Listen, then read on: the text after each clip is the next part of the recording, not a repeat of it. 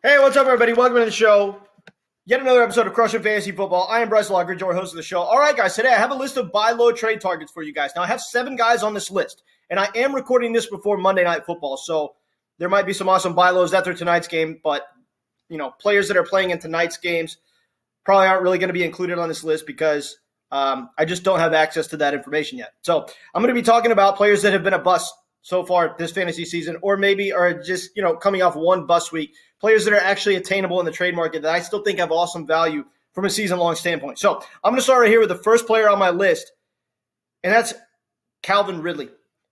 Calvin Ridley of the Jaguars, guys, he is a steal in the trade market right now. Now, I understand the Jaguars have looked absolutely terrible these last 2 weeks, but look, Trevor Lawrence has played 2 full seasons in the NFL, and he's been a very impressive NFL quarterback. I don't expect him to have a bad season. I don't think anyone here expects him to have a bad season. So to be panicked over the Jaguars offense over 2 weeks of really not performing up to expectations is just not very smart, okay? We have a big enough sample size to know that Trevor Lawrence is a good NFL quarterback. Certainly well above average, right? We know that Calvin Ridley is a well above average NFL wide receiver, and they just haven't been able to connect. But Calvin Ridley has seen a 23% team target share so far this season. So they're looking his way often. He's still going to be the number 1 wide receiver in this offense. It's not going to be Christian Kirk. I'm telling you, I don't care what you've seen recently. By the end of the season, Calvin Ridley is the number 1 wide receiver in this offense. And the Jaguars, they have a pretty favorable schedule to produce good numbers for their pass catchers. And they have one of the best quarterbacks in the NFL in Trevor Lawrence. Okay, so don't let 2 weeks scare you off. In fact, I think it's a perfect opportunity to buy low on Calvin Ridley. He's one of the best buy lows in all of fantasy football right now. People are selling him for scraps, and this is a guy that you had to get in round 3, round 4, maybe round 5, depending on your draft platform. But this guy was an early round pick, and now people are selling him for players that have just had one good week and probably won't have another good week again. Okay, so Calvin Ridley is an awesome buy low right now. Go after him aggressively. Get him on your fantasy team. Awesome buy low. Next player on my list is going to be Bichon Robinson. Now, Bichon Robinson was probably drafted in the first round by whoever has him on their team. So people are a little bit more hesitant to give up their players that they had high hopes for going into the season. But Bichon Robinson's only seen 39 carries through 3 games. So I think that this workload might actually scare people away from Bichon Robinson. But they might or might not be paying attention to the fact that he's also had 16 targets so far and is dominating the passing work opportunity out of this backfield. So, yes, Tyler Algier is getting more work than what we expected. All in all, this is a good thing. It's going to help keep Bichon Robinson healthy, right? Running backs that operate in split backfields don't necessarily just not have great fantasy value. And just because Bichon Robinson isn't getting the workload that we thought he was going to get doesn't mean that workload isn't going to go up.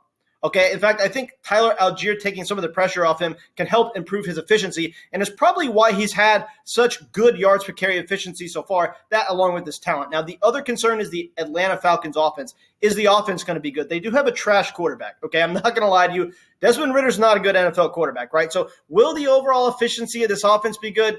I don't know. But Bichon Robinson is getting very good target share out of the backfield. He's averaging 5 targets a game. This is very good for a rookie. That's probably only going to go up if Ridder fails to get the ball downfield to Drake London, fails the ball to get the ball downfield to Kyle Pitts. They're going to rely on Bichon even more as a receiver to catch the ball and run after the catch. I see him being a guy that as the season progresses starts getting 8, 9, even 10 targets in some games. This dude's going to see crazy opportunity share as a pass catcher. He might only be averaging 13 carries a game, but still, it's going to go up to like 16, 17 carries a game as the season progresses. I guarantee you the workload gets better. Okay, Bichon Robinson's going to explode. Don't let one bad week scare you away. This dude's going to be one of the best running backs in fantasy. Next player on my list is going to be Jalen Waddle. Now, this I wasn't sure if I could include Jalen Waddle on this list because his offense just scored 70 points. But there are people that just read box scores in fantasy, and they're going to look at, hey, Jalen Waddle week 1, 11 points. Week 2, 12 points. Week 3, out, wasn't even on the field. And they're going to be like, well, Jalen Waddle hasn't done anything so far. And really, he hasn't. Jalen Waddle underperformed in week 1 and 2, right? And he wasn't on the field in week 3. But we've seen how good this offense is, and we know how good Jalen Waddle is. And if you don't think that Jalen Waddle is going to be heavily involved in this offense and put up some of the most fantasy points on this offense, out of any skill player not named Tyreek Hill, you're crazy. Now, Raheem Mostert, Devon Achane, they certainly obviously have some great upside in this offense as well, but all that's going to do is help the overall efficiency of this offense. Jalen Waddle is going to absolutely explode this year. You want everything to do with this Miami Dolphins offense. Obviously, we just saw them score 70 points. This is a hyper-efficient offense with a very good quarterback, exotic play calling. They're very hard to defend. Jalen Waddle's weekly ceiling is sky high. He might have games this year where he gives you 35, 40 fantasy points from a PPR perspective. So the ceiling is there. The floor is there. He's going to see 6 or 7 targets a game in this offense. He's going to have games where he sees 8 or 9, maybe even 10 targets. So good floor, massive, massive ceiling. Get Jalen Waddle on your team. This might be your only opportunity to get him. And if somebody sells him, they're an idiot, but some of us have idiots in our leagues. So try to make a trade for him if you think you can. Next player on my list is going to be Cooper Kupp. Now, I knew that I was going to include Cooper Kupp on my buy lows relatively soon, but I wanted to wait until week 3 was pretty much over because, I don't want us to get a player that's just going to be missing 3, 4, 5 weeks before we can get him on the field. Most likely, Cooper Kupp is going to be back relatively soon. We know what kind of insane upside this guy has.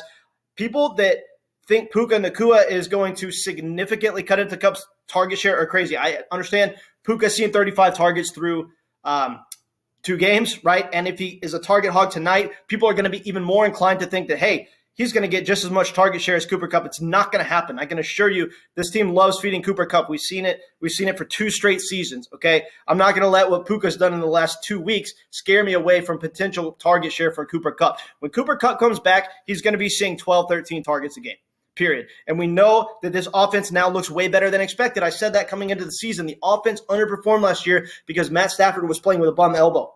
Now they've been efficient without Cooper Kupp. This offense could be good when Cooper Kupp comes back. They were a bad offense last year, and Cooper Kupp still led the league in fantasy points per game. Get this guy on your team while you can. Yes, there's a little bit of an injury risk, but you can get him at a reasonable price right now because people are scared, and the ceiling is biggest league winner in fantasy. Next player on my list is going to be Derrick Henry. Now, Derrick Henry was absolutely awful this past week. The opportunity share just wasn't there. He only carried the ball 11 times. There was no efficiency. 11 carries for 20 yards is not like Derrick Henry. He ran into a pretty tough Browns defense. It's hard to run the ball on the Browns. Derrick Henry is still going to exploit good matchups with his talent, with his opportunity share. He's still going to have massive ceiling weeks where he comes out and just is one of the highest scoring running backs on the week. So despite the fact that he had a bad week and a little bit of a slow start, I wouldn't be scared. The efficiency still has been very good outside of last game. The volume has been good outside of last game. So chalk it up to a bad week and buy low on Derrick Henry while you can. Next player on my list is going to be Nico Collins. Very disappointing. I'm sorry. I had Nico Collins on my must starts going into this week, and I feel bad about it because, well, the dude didn't show up. He only had 3 targets, 2 catches. Tank Dell was the guy. But we've seen it. The dude had 20 targets through the first 2 games. They're going to look his way off, and it didn't go like that this last game. Tank Dell might very well be the alpha in this offense, but I still think it's going to be very close as far as fantasy finish between Nico Collins and Tank Dell. I don't think Tank Dell's just going to run away with the field at the Texans wide receiver room. I think that Nico Collins is still going to put up a lot of fantasy points this year. He has a great combination of size, speed, and route running. I'm telling you, this is a wide receiver that has wide receiver 1 talent. He has low-end wide receiver 1 talent, and they're going to be looking his way often. I'm not going to let one game deter me away. This dude's had an awesome season so far. Coming off a bust week, perfect time to buy low on Nico Collins. Next and final player on my list is going to be CeeDee Lamb. Now, we've obviously seen both ends of the spectrum with CeeDee Lamb, right? He had a terrible week 1. He had a monster week 2, and a pretty average week 3, right? So CeeDee Lamb has just been kind of up and down so far. But look, this guy has guaranteed target share in this offense. There are going to be many, many weeks where this guy gives you double-digit targets in an offense that does score a lot of points. Now, the Cowboys' offense has been a little bit shaky so far. I'm not going to lie. But we also have to look at the fact that they won the first 2 games of their defense, and their offense didn't even have to do that much. Granted, they did look bad against Arizona. I wish they were a little bit better. But the team will make adjustments. And whether the offense is as good as we expect it to be or not, the fact of the matter is the target share is going to be there for CeeDee Lamb. The talent's there for CeeDee Lamb. And we know what kind of weekly ceiling this guy presents. So he's going to give you week-winning performances. Right now, you can get him at a very reasonable price in the trade market. If you're looking for a wide receiver, this is one of the most realistic wide receivers that you could actually buy low on right now that actually has alpha wide receiver 1 upside. All right, guys, attack these guys in the trade market. Right now might be your only time to get them. I still think they're going to be very good from a season-long perspective this season. All right. Thanks, guys. Have a good one.